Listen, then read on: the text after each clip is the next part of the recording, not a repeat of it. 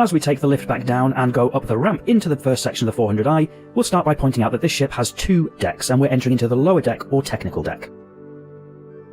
Looking forward to the front of the ship, you can see just beyond the gravity generator is that garage.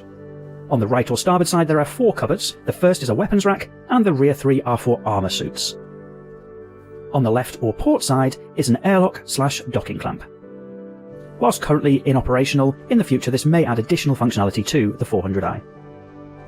Moving rearward through the ship on this technical deck, we enter into this engineering section. The styling in here is particularly nice. There are 2 glass rooms, one on each side, and each of these rooms houses component access for future. Each of the rooms has its own glass door with its own control module,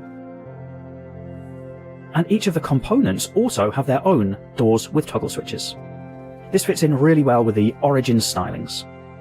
There's an elevator to lead up a deck, as well as a set of ladders to lead up a deck. And then moving to the rear of the lower technical deck, we enter into the cargo bay. There are a few escape pods here, each with their own button, as well as additional component access. And finally, there is the cargo storage at the back. This does deploy, as with many other ships, which allows for the loading or unloading of small vehicles.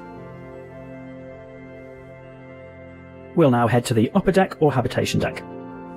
As discussed, there is an elevator, but there's also a ladder which offers an additional option. Right at the front of the upper deck is the bridge. There's the pilot seat right at the front of the ship, as well as 2 support seats. Each of these seats does have an MFD display, as well as remote access to the remote turrets. Immediately behind the bridge, there is a small bathroom. Once again, everything deploys out in a nice, stylish Origin fashion. Moving further back on the habitation deck, we have the captain's quarters. This is on the left or port side. There's a seat, some storage, as well as a bed for use by the captain. There's a lot of attention to detail in these rooms, and the Origin styling really does come through. Opposite the captain's quarters is the crew space. There are another 2 beds, as well as another 2 cupboards. And then at the back of the habitation deck is the crew space. There's a drinking and bar area, an interactive holomap,